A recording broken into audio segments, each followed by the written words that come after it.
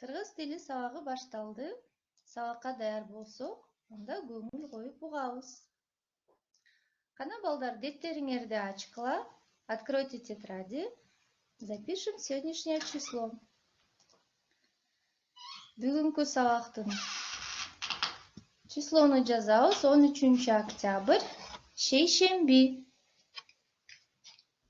Записываем, ребята, число 13 октябрь, шейшемби. Саламатчылык айпиби. Жазгыла балдар.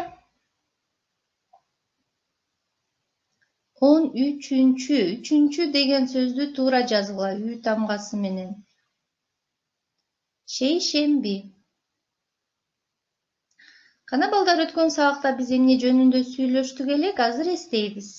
Ал үчүн маанайыбызды көтөрүп алалы. Туура тамактансаңар, ден соолугуң чың болот, маанайың да жакшы болот. Если вы правильно питаетесь, у вас будет крепкое здоровье и хорошее настроение. Мен силерге жагымдуу маанай каалайм. Туура жашылча жемиштерди өткөнбүз. Жашылча жемиштерди биз күн сайын керектейбиз. Жашылча жемиштерди кайдан алабыз, балдар? Овощи и фрукты. Где мы покупаем? Кайдан алабыз?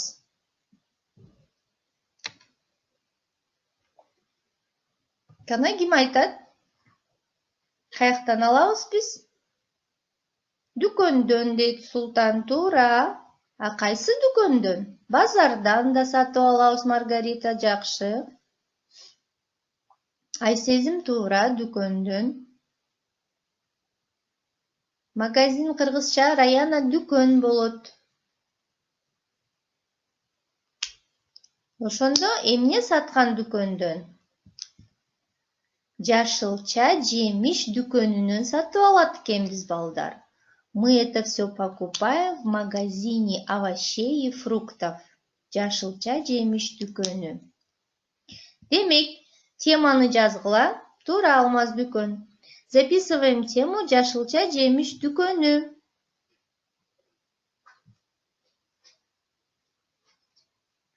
Павильончик дейт Русланы.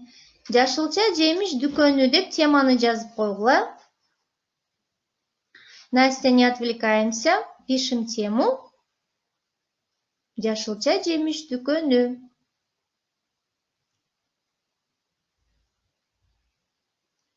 Кана балдар, саламатчылык Асия. Биз бүгүн сабакта эмне кылат экенбиз? Жаңы сөздөрдү үйрөнүп, жашылча жемиштерди жекелик жана көптүк санда колдонуп сүйлөшөбүз. Жашылча жемиштерди сатып алуу жөнүндө айтып бергенге үйрөнөбүз. Улууларга сый мамиле жасоо жөнүндө тыянак чыгарабыз. Значит, мы сегодня научимся новые слова выучим. Будем составлять диалог с этими словами и говорить их в единственном и во множественном числе. Сөздөр. Записываем в словарные тетради. Сөздүк дептерге жазгыла. Кулпунай, сарымсак, кымбат, арзан, эзилген, өтө чоң эмес. Игорь, 13 октябрь.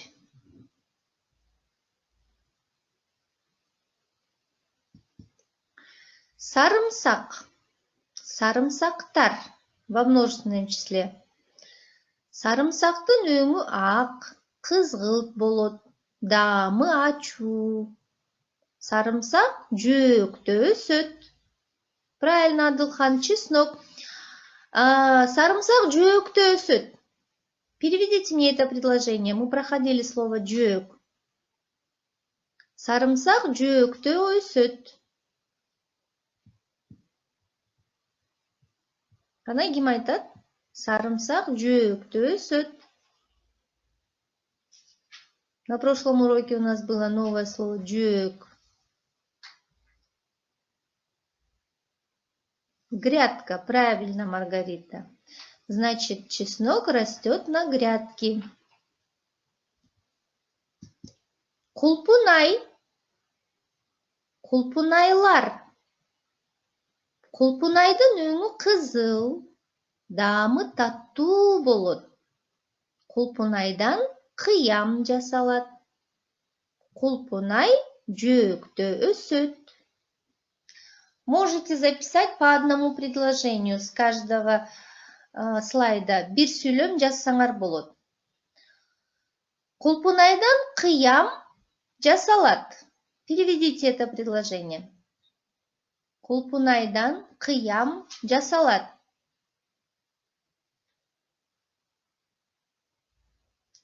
Страница в книге 30-31, наверное, Каныкей. После темы жашылча жемиштер.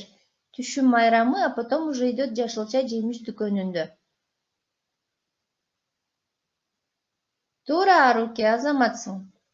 Аруке перевела, которду Кулпунайдан кыям жасалат. Каныкей 32 экен. Дагы ким которот? Кулпунайдан кыям жасалат.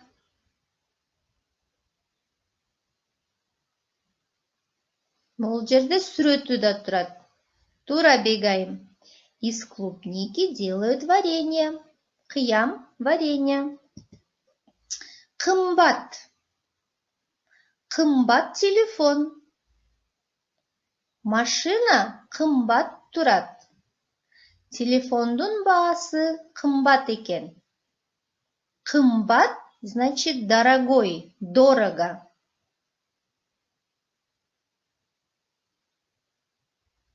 Ошондо машина кымбат турат. Как будет, Семетей, перевод на русский язык? Машина кымбат турат.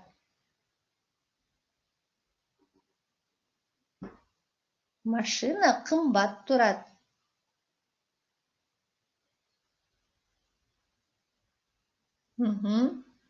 Туура, Айсулу. Правильно, Игорь. Асия, туура. Айтина, туура. Правильно, Ева. Кымбат вы записали в словарик, да? Дорого, дорогой. Правильно. Машина стоит дорого. Арзан. Это антоним слова кымбат, противоположное слово, значит дешево, дешевый. Арзан. Арзан оюнчук. Күзүндө жашылча жемиштер арзан болот. Арзан. Дешево, дешевый. Күзүндө жашылча жемиштер арзан болот. Туура, Айсулу, дешевая игрушка. Эзилген. Эзилген. Эзилген помидор. Кулпунай эзилип кетти. Жумшак жемиштер эзилип кетти. Эзилген что означает? Тимур, туура.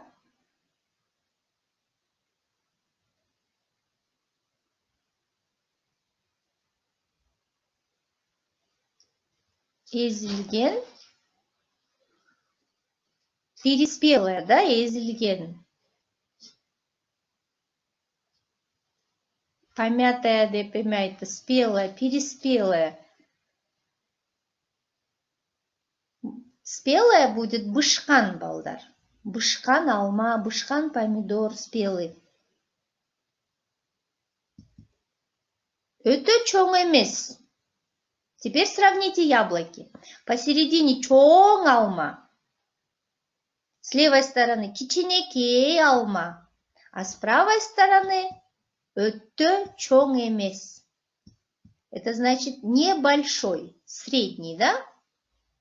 Нет, не маленький. Өтө чоң эмес, это означает среднее. Правильно, Тимур. И небольшое, и не маленькое, среднее.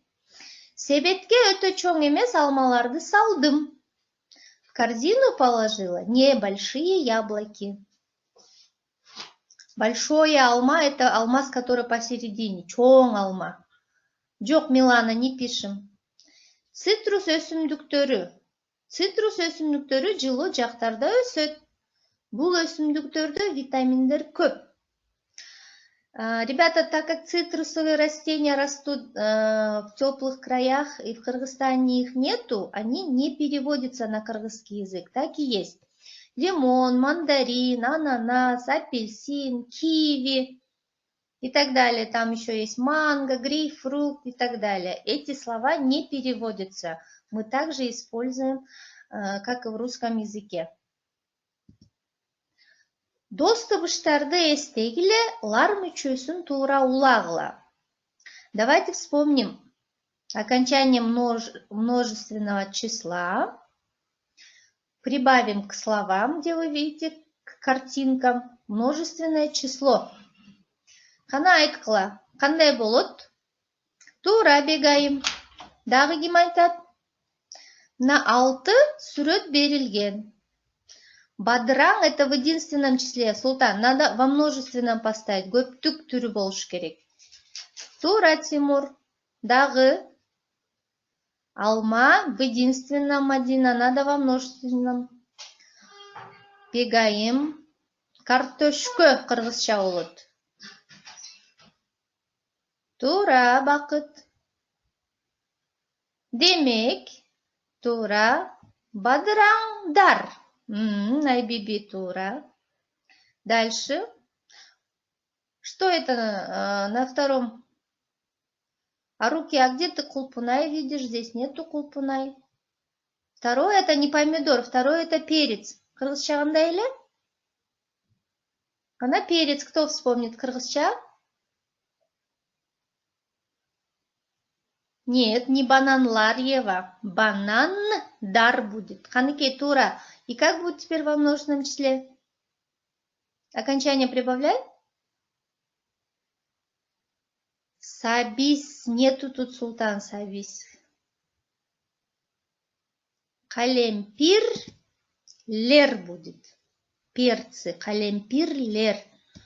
Картошкөлөр. Тура. Банандар. Вы правильно добавили. Алмуруттар. 2 Т, Айсулу. Тоже правильно. И последнее слово это было өрүктөр. Абрикос. Өрүктөр. Груша переводится. Теперь, ребята, смотрите.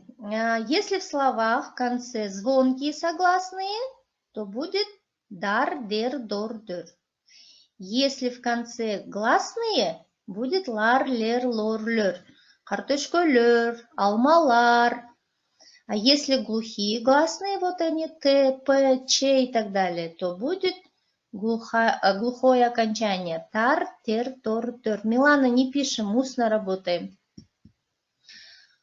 Бул жашылча жемиш дүкөнү. Дүкөндө түрдүү жашылча жемиштер сатылат. Это магазин овощей и фруктов.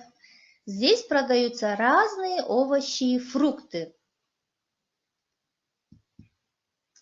Жашылча жемиштерди дүкөнгө талаалардан, бакчалардан алып келишет. Откуда привозят овощи и фрукты? Тала, бакча, это что у нас? Ну-ка, ребята, слова вспоминаем. Тала, бакча. Правильно, Маргарита? Правильно. Дагы ким айтат? Султан, туура. Дагы? Алибек, жакшы. Туура, Биби. Ева, да, предположим, тоже привозит оттуда. Правильно. Демек, тала это поле. Значит, с полей, во множественном числе, видите, талалар. Бакчалардан – это с садов или с огородов. Правильно, тура. Бул сатуучу. Сатуучу дүкөндө иштейт. Сатуучу жашылча жемиштерди сатат. Это кто? Бул ким? Продавец, тура. Сатуучу – это означает продавец. Сатуучу. Бул сатып алуучу. Бул сатып алуучу. Дүкөндөн биз жашылча жемиштерди сатып алабыз. А сатып алуучу это кто? Правильно, Маргарита. Сатып алуучу это Айсезим, туура.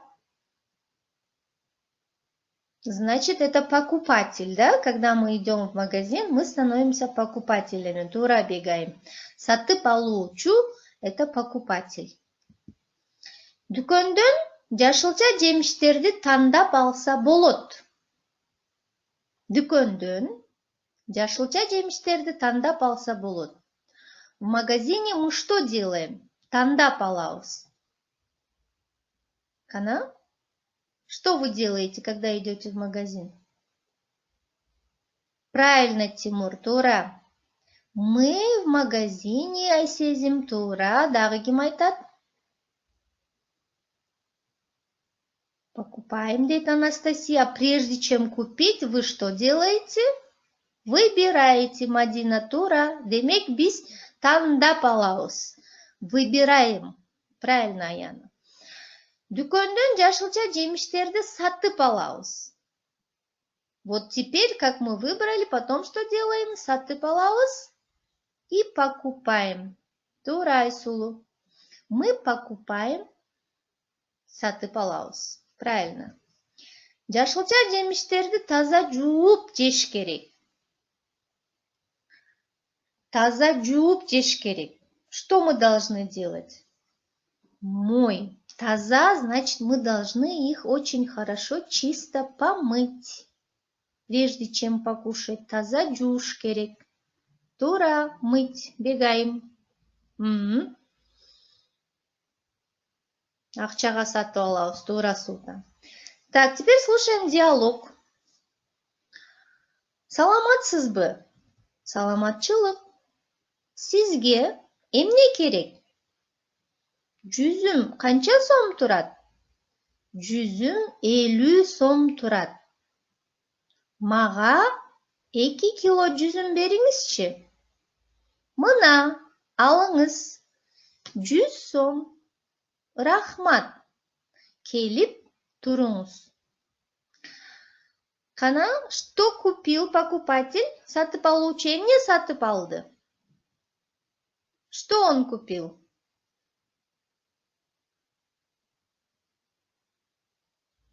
Туура, Султан. Бегаим, туура. Дагы ким айтат? Что купил покупатель? Эмне сатып алды? Правильно, Анастасия. Туура, Яна. Иван, туура. Каныкей, правильно, молодцы. Значит, он купил виноград. Жүзүм. Жакшы. Так, бул тапшырманы биз аткарганбыз. Баасы кымбат жана арзан жашылча жемиштерди себетке бөлүп сал дейт. Ребята, надо, видим две корзины, да? Биринчи кымбат, это значит дорого, арзан, это значит дешевле, дешево. Кана, в какую корзину мы положим какие фрукты? Сначала давайте разберем кымбат. Какие фрукты пойдут в эту корзину? Кымбат. Фрукты, овощи, что мы положим? Дорого, кымбат. Туура, Руслан, дагы. Туура, бегаим. Чеснок кыргызчасы кандай? Сарымсак. Мы же сказали, что чеснок это сарымсак. Айтина, туура. Каныкей, туура. Анастасия, пишем название фрукта. Сильвестр, сарымсак, туура. Ананас. Угу. Димит указал цены, да? А как называются эти овощи, фрукты? Раян, ананас. Тура, азаматсыңар, молодцы. Значит, мы положим туда сарымсак, ананас, лимон. Правильно. Теперь в корзину что подешевле. Кайсыларды салабыз? Бул эмне? Туура, Асия. Султан, жакшы. Бул эмне? Кемпир эмес, Каныкей, калемпир. Кемпир это старушка получится. Алма, туура, Айша, алма, кулпунай, Раяна, туура. Клубника будет кулпунай, Арлан. Калемпир, Айсезим. Молодцы. Калемпир. Правильно, ребята. Канайым балдар айткылачы, сабакты жыйынтыктап жатып, тегерекчелерди санайбыз дейт. Канча жашыл тегерекче чогулттуң? Со всеми заданиями мы справились правильно. Да, ребята? Значит, мы считаем, сколько у нас набралось зеленых кругляшков. Канчакен? Оа деп жазылбайт, Султан. Оба деп жазылат. Сколько кругляшков посчитали? 5. 5. Турай биби, 5 дейт.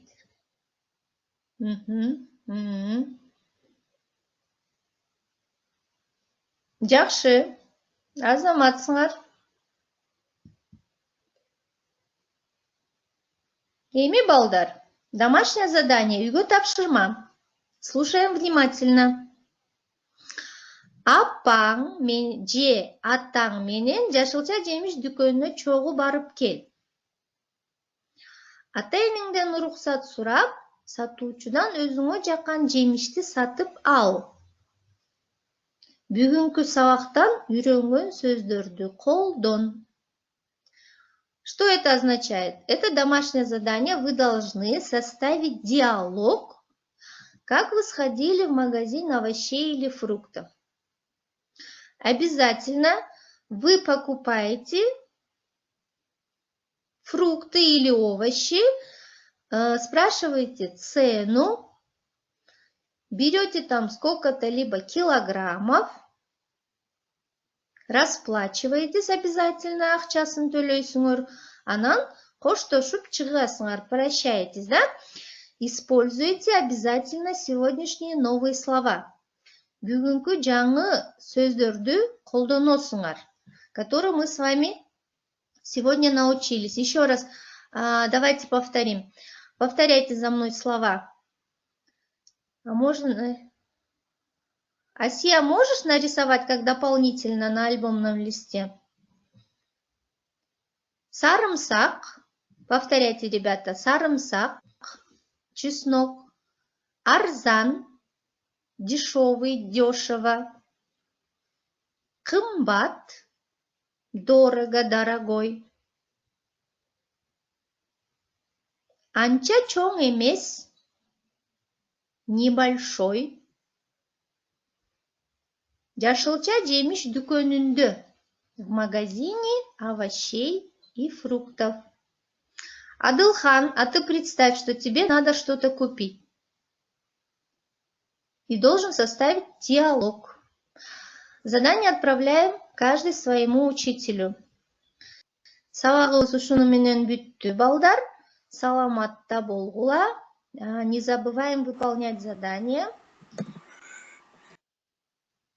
В Я-классе у вас сегодня тоже будет задание, ребята. Саламатсызбы эмес, саламатта калыңыз, бегайым. Саламатта болгула.